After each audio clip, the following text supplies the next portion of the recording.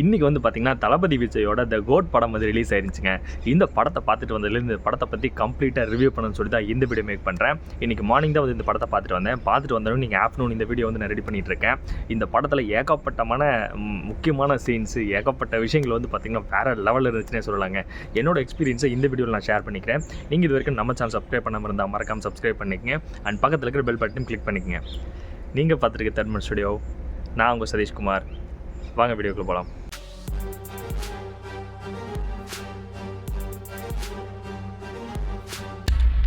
Guys, this is a new assignment. First இந்த படத்தோட caste and crew பற்றி பார்க்கலாங்க. இந்த படத்தில் வந்து பார்த்திங்கன்னா ஏகப்பட்ட கேரக்டர் ஆர்டிஸ்ட் நடிச்சிருக்காங்க. முக்கியமாக வந்து பார்த்திங்கன்னா இளைய தளபதி விஜய் அவர்கள் டபுள் ரோலில் நடிச்சிருக்காருங்க. அப்பா கேரக்டர், பையன் கேரக்டர். அது வந்து பார்த்திங்கன்னா ட்ரைலரில் பார்க்கும்போது நமக்கு தெரிஞ்சிருச்சு. ஜோடியாக வந்து பார்த்திங்கன்னா ஸ்னேகா அவங்க நடிச்சிருக்காங்க. அதுக்கப்புறம் பார்த்திங்கன்னா இந்த படத்தில் அவங்க எல்லாருமே வந்து பார்த்திங்கன்னா ஒரு ஃப்ரெண்ட்ஸ், ஒரு கேங் மாதிரி இருக்காங்க. அந்த கேங்கில் வந்து பிரசாந்த் அவர்கள் முக்கியமாக நடிச்சிருக்காரு, நம்ம டாப் ஸ்டார். அதுக்கப்புறம் பார்த்திங்கன்னா பிரபுதேவா அவர்கள் நடிச்சிருக்காரு. அதுக்கப்புறம் இந்த கோ படத்தில் செகண்ட் கேரக்டர் ஒருத்தர் பண்ணியிருப்பாருலங்க, அவரும் இந்த படத்தில் நடிச்சிருக்காரு. அது மட்டும் இல்லாமல் இந்த படத்தில் இன்னும் நிறைய குட்டியான நிறைய கேரக்டர் ஆர்டிஸ்ட் எல்லாமே நடிச்சிருந்தாங்க. அதெல்லாமே பார்க்குறதுக்கு இன்னும் கொஞ்சம் புதுசாக இருந்துச்சு. விடிவி கணேஷ் அவர்கள் ஒரு சின்ன சீனில் வராரு. அப்புறம் வழக்கம் போல் நம்ம பிரேம்ஜி ஜீனு அப்படின்ற கேரக்டரில் வராரு. அதுக்கப்புறம் பார்த்திங்கன்னா இந்த படத்தில் நிறைய கேரக்டர் ஆர்டிஸ்ட் இருக்காங்க. வைபவ் இருக்கார். வைபவ் வந்து பார்த்திங்கன்னா பையன் கேரக்டரில் வரக்கூடிய விஜய்க்கு ஃப்ரெண்டாக வந்துட்டு இருப்பார். அதுக்கப்புறம் வந்து பார்த்திங்கன்னா முக்கியமாக வந்து பார்த்திங்கன்னா பையன் கேரக்டரில் நடிச்சிருக்க அவங்களுக்கு வந்து மீனாட்சி சம்திங், அவங்க பேர் வந்து டக்குனு எனக்கு வர மாட்டேங்குது, அவங்க நடிச்சிருந்தாங்க. அவங்க ஆல்ரெடி வந்து பார்த்திங்கன்னா தெலுங்கு இண்டஸ்ட்ரியில் நடிச்சிருந்தாங்க. இந்த படத்தில் வந்து பார்த்திங்கன்னா ஒரு செகண்ட் ஹீரோயினாக வராங்க.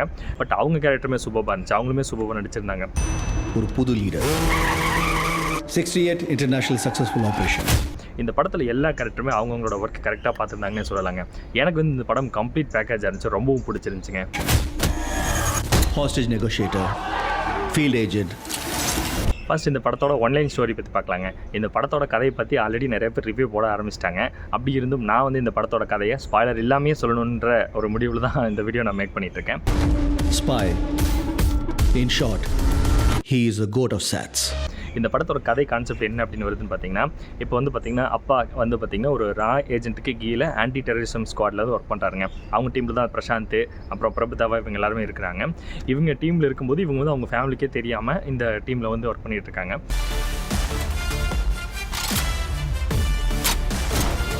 அப்படி இருக்கும்போது நிறைய மிஷன்ஸுக்கு வருவாங்க. அப்படி இருக்கும்போது ஒரு மிஷனுக்கு போகும்போது வேறு வழியே இல்லாமல் ஸ்னேகா அவங்களோட ஃபேமிலி எல்லாத்தையும் கூட்டிகிட்டு போக வேண்டியதாக இருக்குது. அவரோட பையன், குட்டி பையன் வந்து பார்த்திங்கன்னா ஜீவன், ஒரு 4-5 வயசு பையன் இருப்பாங்க. அவங்களையும் கூட்டிகிட்டு போக வேண்டிய சுச்சுவேஷன் வரும். அங்கே ஒரு சம்பவத்தில் வந்து பார்த்திங்கன்னா பையன் வந்து இறந்துருவார். அப்படி இறந்துட்டாங்கன்னு சொல்லிட்டு ரொம்ப வருத்தத்தில் அவங்க அம்மா வந்து இவங்க அப்பா தான் காரணம்னு சொல்லிட்டு ரொம்ப நாளாக பேசாமல் இருப்பாங்க. அப்படியே வந்து கிட்டத்தட்ட ஒரு 20 years பேக் ஓடிடும். அப்படி தொலைஞ்சு போன பையன் வந்து திரும்ப வருவாருங்க 20 வருஷம் கழிச்சு. அவர் தான் நம்ம குட்டி விஜய் வருவார். பட் அவர் வர்ற கேரக்டர் வந்து பார்த்திங்கன்னா ஒரு வேற லெவல் கேரக்டர்னே சொல்லலாம். எனக்கு குழந்தைய நினச்சலாம் டென்ஷன் இல்லை, காந்தியை நினச்சி தான் டென்ஷன். அவர் தான் வந்து இந்த படத்தில் வந்து ஒரு நெகட்டிவ் ரோல்னே சொல்லலாங்க. அவர் தான் வச்சு இந்த படத்தோட கதையை வந்து மூவ் ஆகுதுன்னே சொல்லலாம். இது வரைக்கும் பார்த்திங்கன்னா மங்காத்தா படத்தில் ஆல்ரெடி தலை ஹீரோவையே வந்து வில்லனாக பார்த்துட்டோம். இந்த படத்தில் வந்து பார்த்திங்கன்னா ஹீரோவோட பையன் வந்து வில்லனாக பண்ணியிருக்காரு.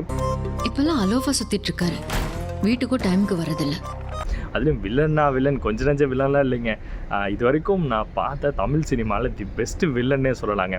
அந்தளவுக்கு வந்து பார்த்திங்கன்னா பயங்கரமான கொடூரமான வில்லனாக இருக்கிறாருங்க. இனிமேல் சத்தியமாக கொடிக்கூடாதுடா. ஏதாவது பொண்ணோட தொடர்பு இருக்கும்னு கொஞ்சம் சந்தேகமா. என்னடா நடக்குது இங்கே, நம்ம இது வரைக்கும் தளபதி இப்படி பார்த்ததே கிடையாது அப்படிங்கிற மாதிரி ஒரு வித்தியாசமான தளபதி. இது வரைக்கும் பார்த்த தளபதி படங்களே வச்சு இது ரொம்ப வித்தியாசமான படமாக இருந்துச்சு. வித்தியாசமான கேரக்டராக இருந்துச்சு. Silly moment. நான் முக்கியமான கேரக்டர் சொல்ல மறந்துட்டேன். மோகன் அவர்கள் நடிச்சிருக்காரு. அவர் தான் இந்த படத்தில் வில்லனாக வராரு. என்னதான் விஜய் வந்து அப்பாவை இருந்தாலும் விஜய் வந்து பழிவாங்கறதுக்காக தான் இவன் வந்து மோகன் கிட்டேருந்து வந்திருக்கான் அப்படிங்கிற மாதிரியான ஸ்டோரி தாங்க போகும். அறிவு இருக்கடா உனக்கு? என்ன மிஷனுக்கு ஃபேமிலியோட ஹாலிடேக்கு போவானா? இதில் கிளைமேக்ஸில் வந்து பார்த்திங்கன்னா நம்ம வில்லன் விஜய்க்கும் அப்பா விஜய்க்கும் கிளைமேக்ஸ் ஃபைட்டெல்லாம் வரும். அதுக்கப்புறம் மோகன் அவர்கள் இருப்பார். அவர் என்ன ஆனார் அப்படிங்கிறது பேலன்ஸ் கதையை போய் முடியும். அப்புறம் இவங்க 2 பேத்துக்குள்ள சண்டை போட்டு இவங்க 2 பேத்துல யார் ஜெயிச்சாங்கிற மாதிரி வரும். இதுதான் வந்து கிளைமேக்ஸை போய் முடியுங்க. அதுக்கப்புறம் வந்து பார்த்திங்கன்னா இந்த படத்தில் நிறைய விஷயங்கள் புதுசாக பண்ணியிருக்காங்க. இப்போ எக்ஸாம்பிள் சொல்லணும்னா பிரசாந்த் அவர்கள்லாம் பார்த்திங்கன்னா ஒரு முக்கியமான ரோல் கொடுத்துருக்காங்க. அவருக்கு ஒரு ஃபைட் சீக்வன்ஸ் கொடுத்துருக்காங்க, ஒரு சென்டிமெண்ட் சீக்வன்ஸ் இருக்குது. அவருக்கும் வந்து பார்த்திங்கன்னா ஒரு சூப்பரான ஒரு பேத் கொடுத்துருக்காங்க. நான் அனுபவிச்ச இந்த பெயினை காந்தியும் அனுபவிக்கணும். பிரபுதேவா அவரோட நடிப்பு வேறு லெவல், எனக்குமே ரொம்ப பிடிச்சிருந்துச்சு. பின்னாடியே வந்துட்டு இருந்தாலும் நிறைய இடங்கள் வந்து பார்த்திங்கன்னா அவருமே ஸ்கோர் பண்ணிக்கிட்டே வந்துட்டு இருக்காரு, அதுவுமே ரொம்ப பிடிச்சிருந்துச்சு. இல்லைப்பா, யார் இன் டேஞ்சர்.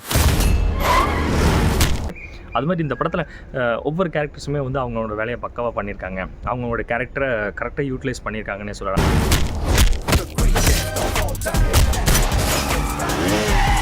அதுக்கடுத்து இந்த படத்தில் எனக்கு ரொம்ப ரொம்ப பிடிச்ச விஷயம் என்ன அப்படின்னு பார்த்தா யுவன் சங்கர் ராஜாவோட மியூசிக்ங்க.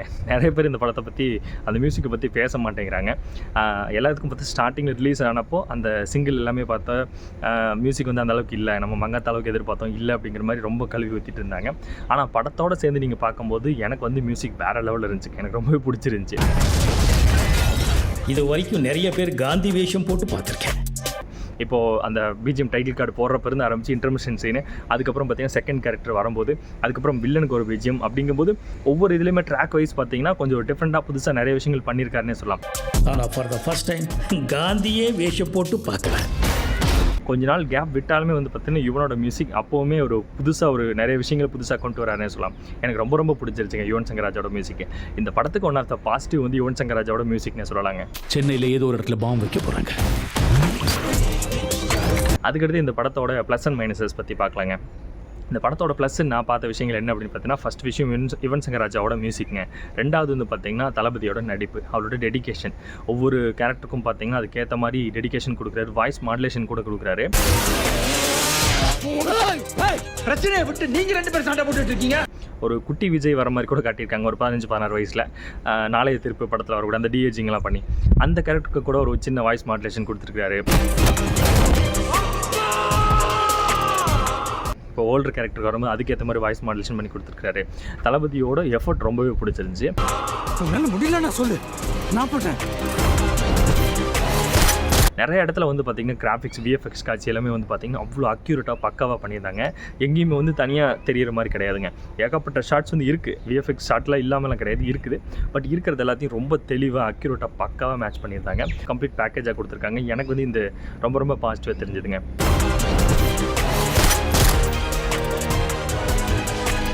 அதுக்கப்புறம் இன்னொரு பாசிட்டிவான விஷயம் நான் சொல்ல நினச்சிட்டு இருந்தேங்க. படம் வந்து பார்த்திங்கன்னா கிட்டத்தட்ட 4 மணி நேரம் படமாமாங்க. அது கம்ப்ளீட்டாக கட் பண்ணி சுருக்கி கிட்டத்தட்ட வந்து ஒரு 3 மணி நேரத்துக்கு கொடுத்துருக்காங்க. பட் எனக்கு 3 மணி நேரம் படம் மாதிரி தெரியலைங்க, ஏதோ 1.5 மணி நேரத்தில் எந்திரிச்சு வந்த மாதிரி இருந்துச்சு. அது வந்து எனக்கு ரொம்பவும் பிடிச்சிருந்துச்சி, ரொம்ப சூப்பராக இருந்துச்சுங்க.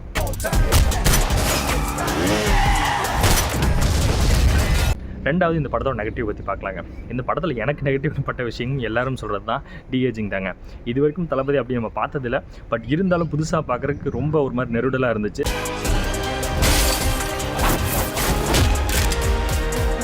ஒரு மாதிரியான ஒரு ஃபீல் இருந்துக்கிட்டே தான் இருந்துச்சு. நிறைய இடத்துல பார்க்கும்போது டக்குன்னு ஃபேஸ் திருப்பும் போது அந்த டக்குன்னு அந்த டிஏஜிங் அந்த பண்ணது வந்து திரும்பல. நிறைய இடத்துல இந்த வாய் தனியாக போச்சு.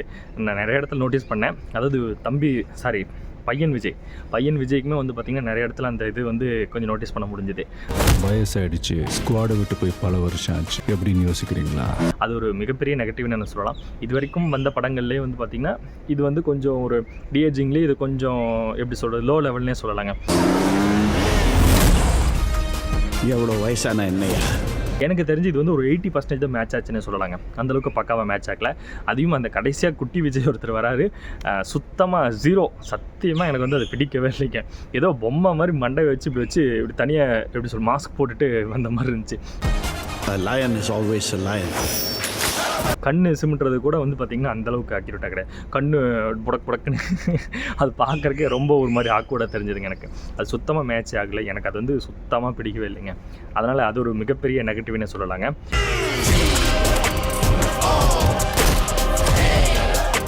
அதுக்கப்புறம் இந்த படத்தில் இன்னொரு நெகட்டிவ் நான் நோட்டீஸ் பண்ணேன். என்ன அப்படின்னு பார்த்தீங்கன்னா, பிரசாந்த் வந்து அவர்கள் இறந்துற மாதிரி காட்டுவாங்க. துப்பாக்கியில் சுட்டுவாங்க, சுட்டனி புல்லட் வாங்கி கீழே விழுந்துருவார். பட் கிளைமேக்ஸில் வந்து திரும்ப வரும்போது இதுதான் நாங்கள் போட்ட பிளான் அப்படிங்கிற மாதிரி திரும்ப வருவார். ஆனால் அந்த இடத்துல வந்து எங்கேயுமே ஒரு சீன் காட்டவே இல்லை. இப்போ எப்படி சொன்னால் அவர் வந்து புல்லட் ப்ரூஃப் ஜாக்கெட் போட்டிருக்காரா, இல்லை வந்து அது வந்து ஃபேக் புல்லட்டா, ஃபேக் கன்னா, அந்த மாதிரி எதுவுமே காட்டல. எப்படி வந்தாருன்னு சொல்லவும் இல்லை, ஏதோ சம்திங் பிளான் அப்படின்னு மட்டும் சொல்கிறாங்க. இது வந்து ஏதோ எடிட்டிங்கில் தூக்கிட்டாங்களா இல்லை என்ன ரீசன் தெரியல. அது ஒரு மிகப்பெரிய நெகட்டிவாக எனக்கு தெரிஞ்சுதுங்க.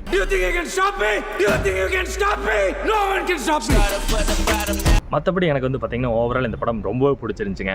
எனக்கு வந்து ரொம்ப எப்படி சொல்கிறது, ரொம்ப நாள் கழிச்சு ஒரு கம்ப்ளீட் பேக்கேஜாக ஒரு சாட்டிஸ்ஃபைடான ஒரு மூவி பார்த்த மாதிரி இருந்துச்சுங்க.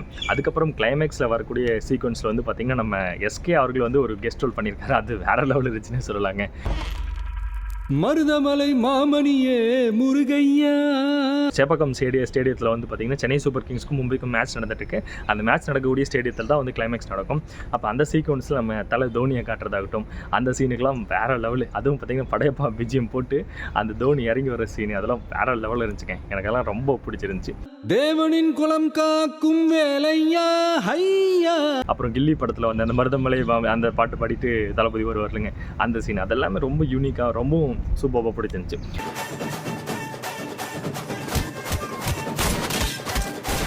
ரெண்டாவது இன்னொன்னா சீனு கேரக்டரும் விஜய் கேரக்டரும் சேர்ந்து சரக்கு அடிச்சுட்டு இருப்பாங்க காருக்குள்ளே. அந்த காரோட நம்பர் பார்த்தீங்கன்னா CM 2026 அப்படின்னு எழுதியிருக்கோம். இந்த மாதிரி ஒரு சின்ன சின்ன மைன்யூட் டீட்டெயில்ஸு இதெல்லாமே வந்து சூப்பராக பண்ணியிருந்தார் வெங்கட் பிரபு. எனக்கு அது வந்து ரொம்ப ரொம்ப பிடிச்சிருந்துச்சு.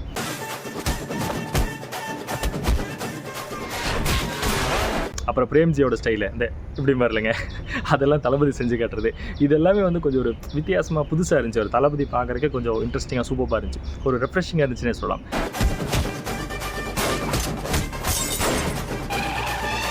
கம்ப்ளீட் பேக்கேஜாக இருக்கும். ஃபேமிலியோட போய் பார்த்தாலுமே செம்ம என்ஜாய் பண்ணுற மாதிரியான படமாக இருக்கும். இந்த படத்துக்கு என்னோட ரிவ்யூ வந்து பார்த்திங்கன்னா 5க்கு 4.8 ஸ்டார் வரைக்கும் கொடுப்பேங்க. நீங்களும் இந்த படத்தை தேட்டரில் போய் பாருங்கள். மீண்டும் இதை இன்ட்ரெஸ்டிங்காக அடுத்த வீடியோ சந்திப்போம். அது வரைக்கும் டாடா பாய்.